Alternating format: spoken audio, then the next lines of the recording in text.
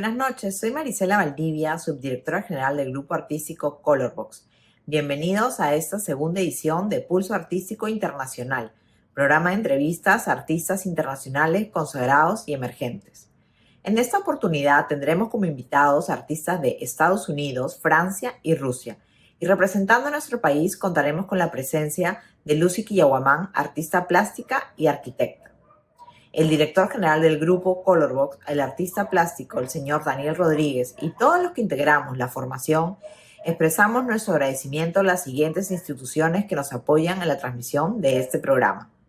Al Ministerio de Cultura del Perú, al Museo José Carlos Mariátegui y su director, el señor Ernesto Romero, a la Alianza Francesa del Cusco y su directora, la señora Gael de la Vedova.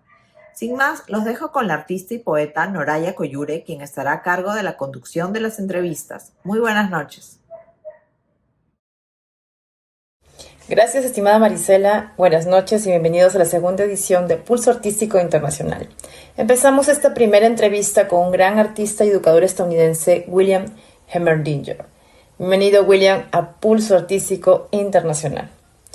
Asimismo, en esta ocasión tendremos el apoyo en la traducción con las preguntas del músico peruano de guitarra clásica, Javier Trujillo.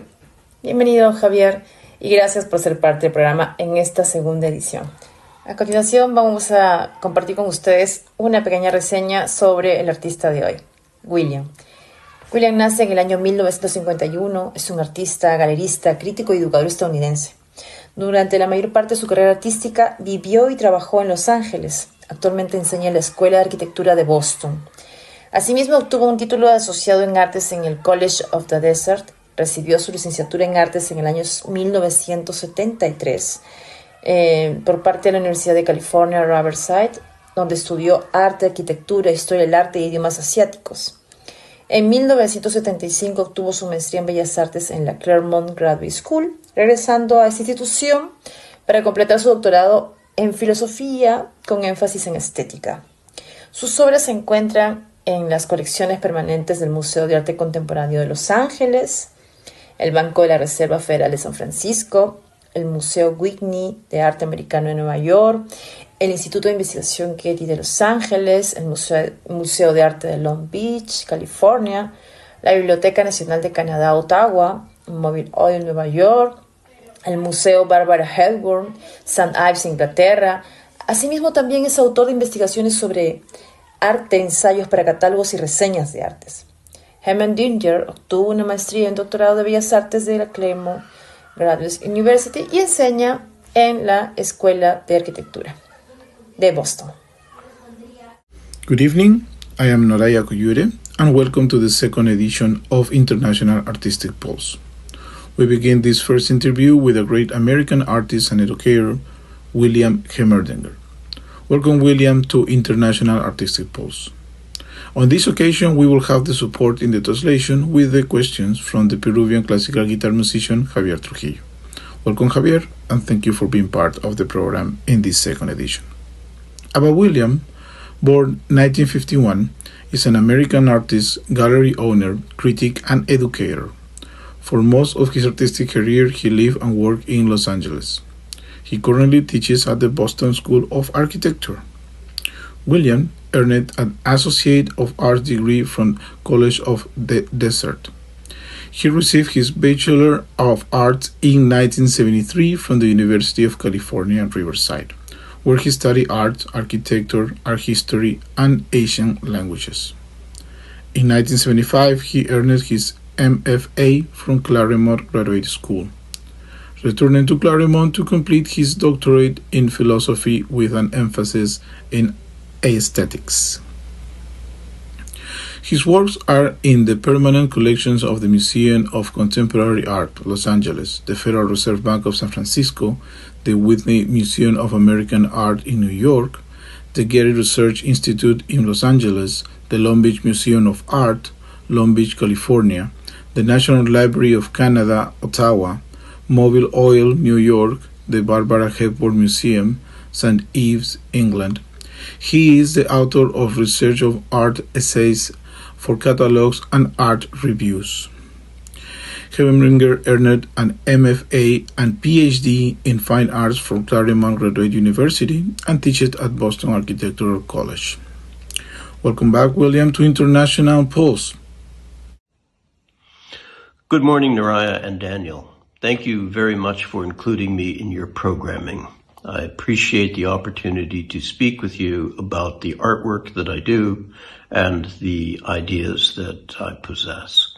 I wanted to introduce you to my location. I live and work now in the state of Massachusetts, outside of the community of Boston. I'm about halfway out the Cape Cod to Provincetown, to the village of Provincetown. Although I do not live in Provincetown, I'm nearby. Provincetown is one of the oldest continuously run artist colonies in North America. It was once the home to such great painters as Robert Motherwell, Helen Frankenthaler, Hans Hofmann, and many more. Although they are all gone, there are a few remaining students of Hofmann, and so there's an interesting community that exists here. There are many other artists who have gravitated to the area too, a very interesting community of conceptual artists who work here. There's a very interesting community of photographers such as Joel Meyerowitz, who has worked in the area. And so there is much to talk about when thinking of working in this general area. I have not always been here. I've come here summers for many seasons. However, I lived primarily most of my professional life in the city of Los Angeles, where I was very active with a number of artists and kept a very busy schedule of exhibitions, during competitions, teaching, writing articles about other artists' work, writing catalog introductions. Most of my work from that period of time is now somewhat gathered or collected in the Getty Research Institute in Los Angeles, where they have my papers. The studio I work in here, this workspace, is 3 stories high, and it has the capacity for me to work on fairly large canvases. For example, the canvas behind me is a normal size for me these days. It's 7 feet by 10 feet. I do 3 or 4 paintings each year, and then often I'll do a series of watercolors or drawings as well. So my production is limited somewhat, but I'm always grateful for the opportunity to do sculpture, assemblage, collage, many of the things that over the years I've been known to do. This, I'd have to say, is primarily a painting studio at this time. Bueno, vamos a arrancar con la entrevista con la pregunta de iniciación. William, ¿puedes hablarnos de tu trabajo artístico que abarca desde el año 1973 hasta la actualidad y cómo ha ido evolucionando? Y, por favor, cuéntanos sobre tus últimas exposiciones en las que has participado. William, can you tell us about your artistic work from 1973 to the present and how your work has evolved? And tell us about your latest exhibitions in which you have participated. Naraya, thank you for your interest in my recent exhibitions and also in my work since 1973.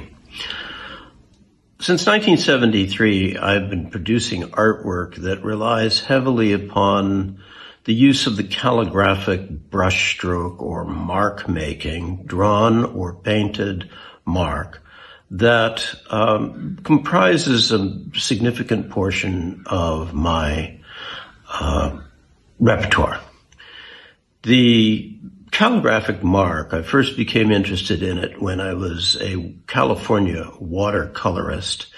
And as a member of the California Watercolor Society, I was looking at the works of some of my friends and peers, Millard Sheets, Rex Brandt, Phil Dyke, and I realized that one of the things I liked about Rex Brandt's work was the way he used the brush to create a kind of calligraphic emblem, and that these emblems often looked very Asian or Oriental. Sometimes they appeared to be pictographs, and it encouraged me to begin to study Oriental brush painting, both the calligraphic writings in the traditional archaic style, but also in the more calligraphic grass writing style. This led me eventually to become familiar with the works not only of the great literati painters and poets of the 14th through 16th centuries in China, but also the great Northern Sung period paintings by Fan Quan, Liang Kai, and some of the other artists and poets in the literati school. My interests evolved and grew over time to include some of the process artists and mark makers of the Art Provera period in Italy. I'm thinking of Alberto Berri. But then also, we see in the drawing styles of many of the early modernists a kind of fascination with the drawn line, automatic writing, something that is somewhat autogenic, and self-portraiture, if you will, through the line itself. And this has been one of the features of the work that I've been doing in painting for many years, as well as drawing. And I've also taken some of that emblematic interest and explored it with collage, with things such as logos and typefaces and cards and letter forms, bus tickets, all manner of printed objects on paper becoming surrogates for the brushstroke or line that I would draw. Then eventually the artwork that I was doing with pasted paper became assemblage instead of collage, and the found object, or in the case of living here in Massachusetts, but also when I was in Southern California, the use of the seashell and sea forms to become surrogates, substitutes for the drawn mark. So in their own way, they took the place of the circle, the X, the O, the ideograms that I might occasionally draw onto the surface. So my work since 1973 has evolved through a study of the sign and symbol, and it has also evolved toward a kind of personalized autographic writing. My early influences of the artwork of Cornell, of Schwitters, my early interest in people like the California Watercolor Society, but also Hans Hofmann, Robert Motherwell, Richard Diebenkorn, also pointed me into a direction of using the line as emblem. Then, in addition, being a Californian, I've been surrounded most of my adult life by what you might call the cool school, or the Finnish fetish artists, who have been very much a part of the borrowing of certain technologies such as painting, sanding, polishing, taking some of the technologies of industry. In the case of California, often it's the automotive or surfboard or boat building industry, and taking that and moving that into the creation of their art form.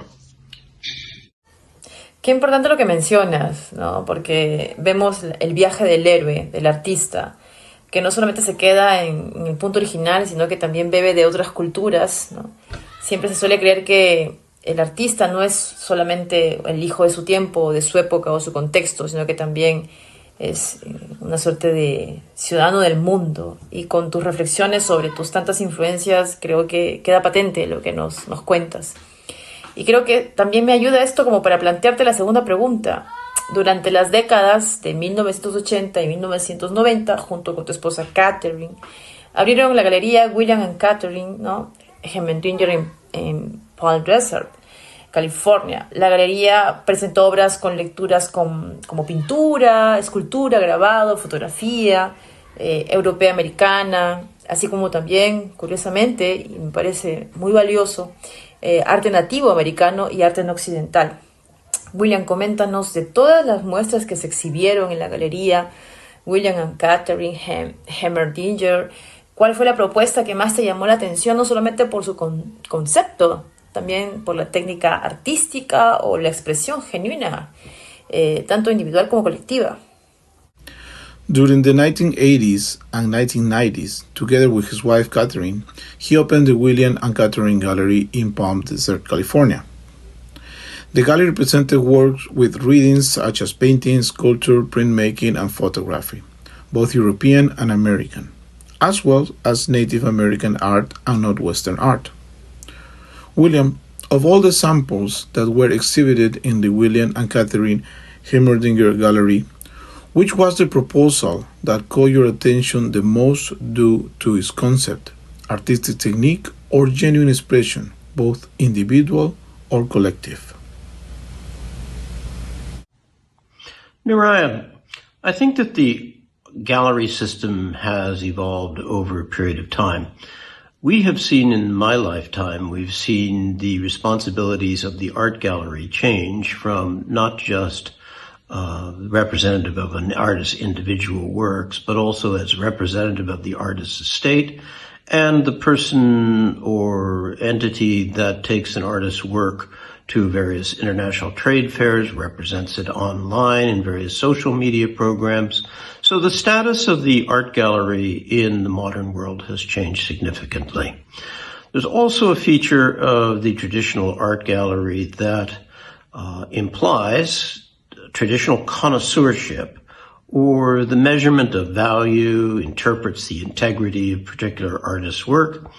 And for this reason, I think that art galleries remain a valuable part of the artistic community.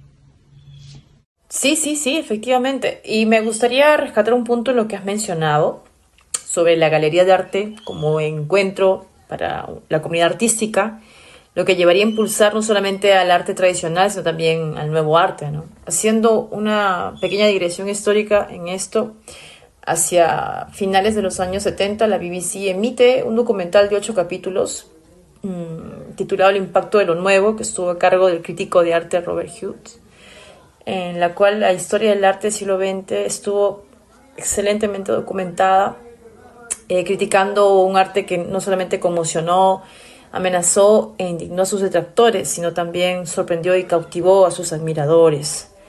Asimismo, siguiendo esta digresión histórica, en el año 1997 sale a la venta el libro del propio Hughes llamado La épica historia del arte en América, que luego se convierte en una serie documental de 6 capítulos protagonizada por el autor. Y ya en el año 2004, la BBC emite El impacto de lo nuevo, 25 años después, un documental que narra la nueva visión del arte en el siglo XXI, presentado a cargo también del propio Hughes. Han pasado 20 años desde la observación de este crítico de arte sobre el arte, el impacto de lo nuevo, ¿no?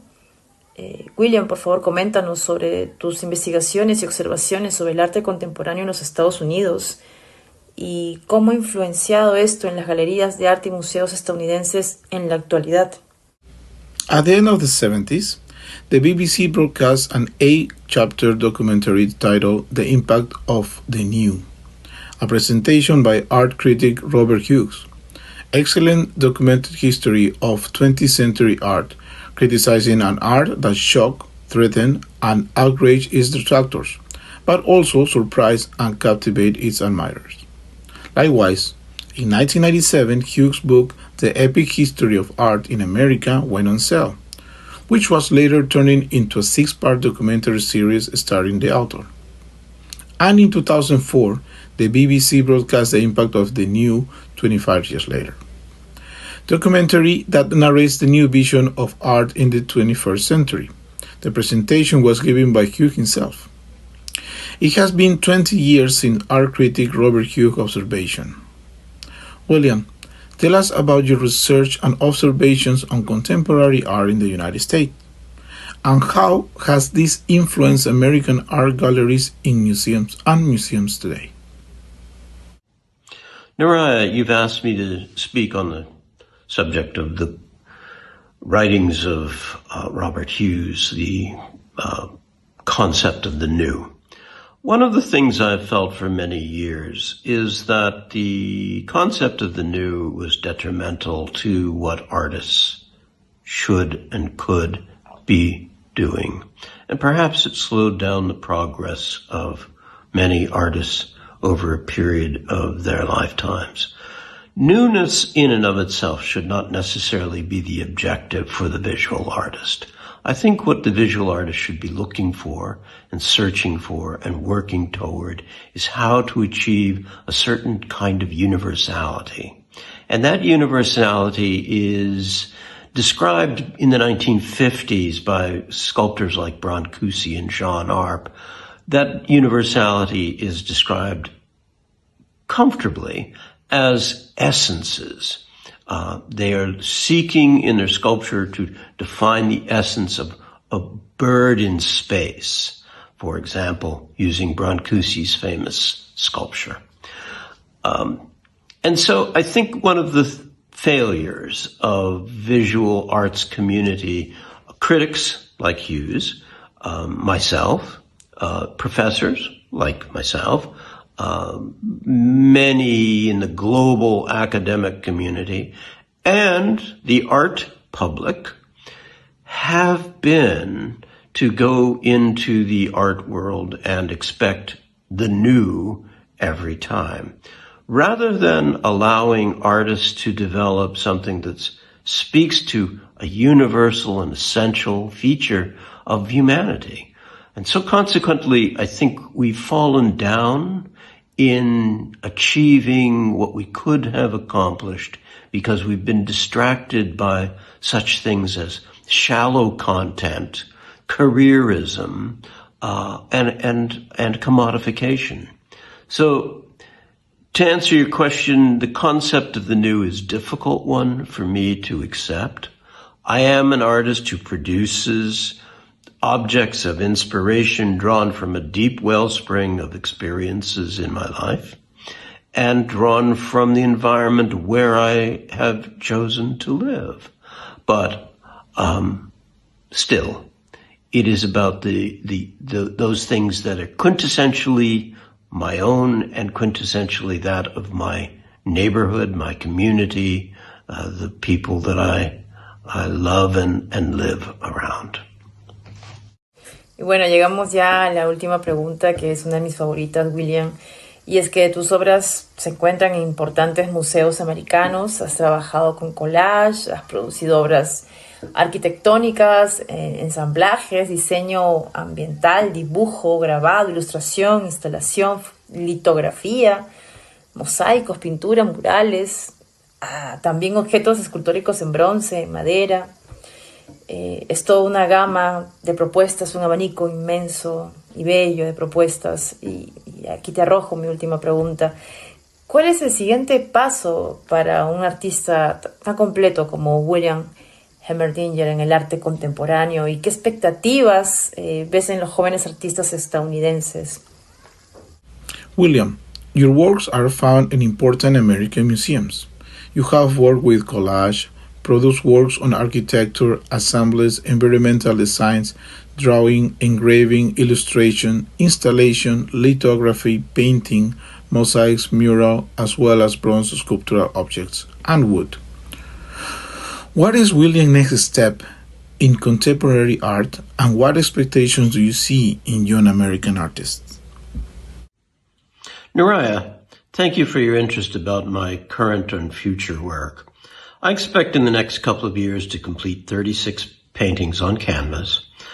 I probably will do a number of watercolors, collages, digital collages, as well as do photography and assemblage. In addition to these projects, I've undertaken a suite of collaborations with other artists.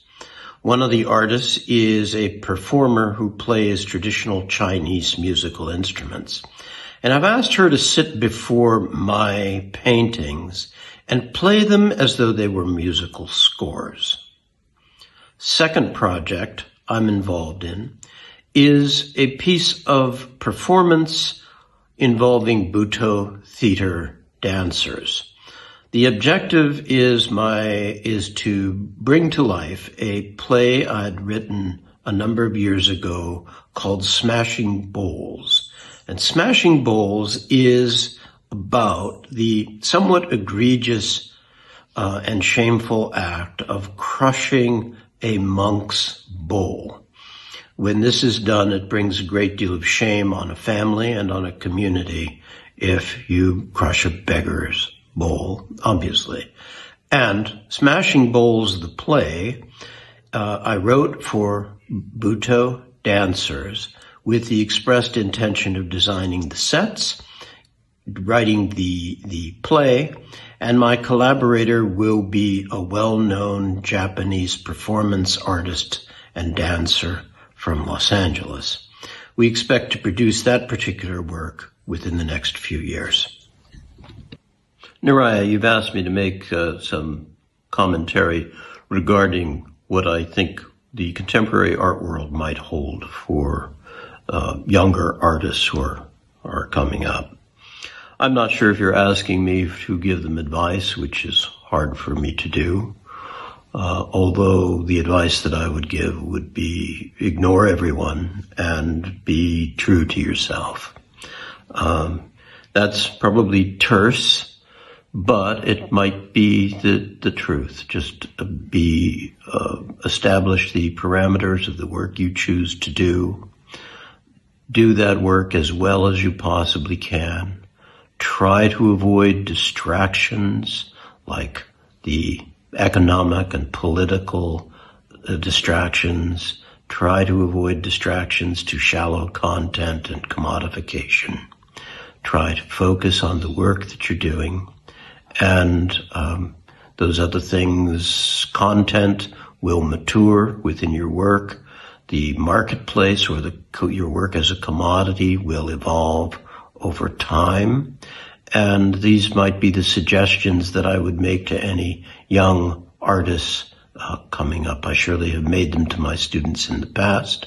To stay focused on the internal structure of what they're doing and not be focused on the tertiary or superficial. When I say the internal structure, I mean to say that all arts exist within a framework or possessing an internal structural order that the Polish philosopher Władysław Tadkiewicz tried to articulate in his book, The History of Aesthetics. So there are certain universal features about our reactions to things in life, nature, and so if we can stay on task and focus on the subject matter of our work, our ideas, the life of our minds, the life of our bodies, then we can produce a meaningful contribution to the art world. So that would be my suggestion. Take it as you will. It's probably totally wrong, but let's hope I'm at least partially right. Bueno, llegamos al final del programa. Gracias, inmensas gracias, querido William, por tu tiempo, por permitirnos conocerte, por hablar contigo, aprender de tu trabajo, de saber de tu vasta trayectoria dentro del mundo artístico. Desde acá te comunico, William, que el director del grupo de artistas Color Box de Lima, Perú, el artista visual Daniel Rodríguez, también te envía muchos abrazos, muchos saludos. Y de igual manera, muchísimas gracias, Javier Trujillo, por ayudarnos con la traducción. Y bueno, también a ustedes, muchísimas gracias por sintonizarnos en esta primera entrevista del programa Pulso Artístico Internacional, segunda edición. Soy Noraya Coyure y nos vemos en otra entrevista. Muchísimas gracias por acompañarnos. Buenas noches y los dejo con mi querido Javier Trujillo en la traducción. Nos vemos. Chao. Thank you, dear William, for your time and allowing us to talk with you and learn from your work and know your extensive career within the artistic world. William, the director of the Color Box group of artists from Lima, Peru, the visual artist Daniel Rodriguez sends greetings and a big hug. Also, thank you, Javier, for helping us with the translation. Thank you all for having tuned into this first interview of the International Artistic Pulse second edition program. I am Noraya Coyure, and we will see you in another interview. Good night. And finally, Daniel, I'd like to thank you for organizing this interview. I'd like to thank Noraya for the insightful questions and functioning as moderator for this event. I'd also like to thank all of the participants in Peru and the other participating artists from around the globe. It's been a great honor for me to participate, and I'm looking forward to seeing more of your programming. Thank you.